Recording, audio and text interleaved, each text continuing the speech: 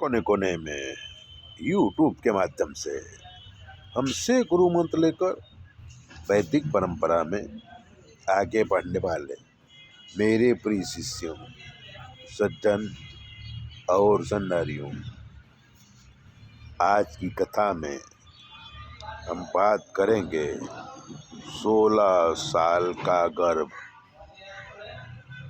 ईश्वर जब प्रकट होता है तो किसी विशेष कार्य के लिए पृथ्वी में प्रकट होते हैं।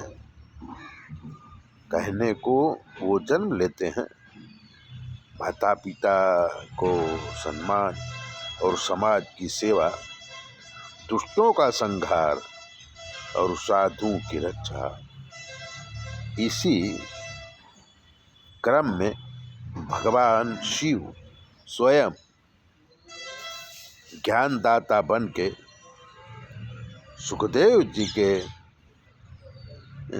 बन कर के आए। सुखदेव जी 16 साल तक माँ के गर्भ में रहे। सुखदेव जी के पिता व्यास जी बारंबार सुखदेव जी से कहते थे कि बेटा बाहर आ जाओ, तेरी माँ को तकलीफ हो रही है। तब सुखदेव जी कहते हैं कि मैं बाहर नहीं आऊँगा क्योंकि मुझे माया लग जाएगी। व्यास जी ने कहा कि मैं तुम्हें वचन देता हूँ कि तुम्हें माया नहीं लगेगी। सुखदेव जी कहते हैं कि मैं पैदा नहीं हुआ और आप बेटा बेटा करते हो, आप खुद माया में विलुप्त हो, तो मुझे माया से कैसे बचाओगे? परेशान होके व्यास जी माधव राय को याद किए। माँ मतलब माया, धव अर्थात पति, माया के पति भगवान माधव राय, तो माधव राय और सुखदेव जी को वचन दिया कि माया आपको नहीं लगेगी। तब सुखदेव जी गर्भ से बाहर आए। उम्र 16 साल की थी। जन्म के साथ ही वो वन को जाने लगे। व्यास जी उनके पीछे पीछे जाने लगे कि बेटा वन में न जाओ, बेटा वन में न जाओ। तब व्यास सुखदेव जी ने कहा कि कौन बाप किसका बेटा? इस संसार में संबंध बदलते रहते हैं। मैं आपका बेटा नहीं हूँ, आप मेरे बाप नहीं हो,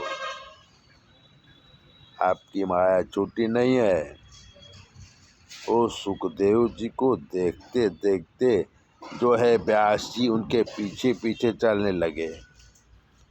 सुखदेव जी परीक्षित राजा एवं अनेक ऋषि मुनियों को गंगा के किनारे भागवत कथा सुनाई। व्यास जी सोता की तरह भागवत कथा सुने। सुखदेव जी वहाँ से नर्मदा नदी की परिक्रमा करते हुए चाणोद कन्याड़ी आए और व्यास जी से कहा कि सामने के किनारे में बैठकर मुझे देखो, पर विघ्न नहीं डालना। आज भी चाणोद में व्यास भेंट है, लोग वहाँ दर्शन करने जाते हैं, पितृमोक्ष की विधि होती है।